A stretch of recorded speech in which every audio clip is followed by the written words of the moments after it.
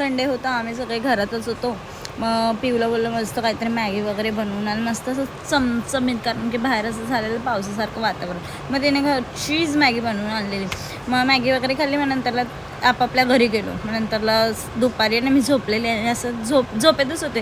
अचानक उठले आणि माझं डोकं एवढ्या जोरात आपटलं ना, आई शपथ, एवढं माझं डोकं पूर्ण म्हणजे असं कपाळाने माझं सुजून गेलेलं.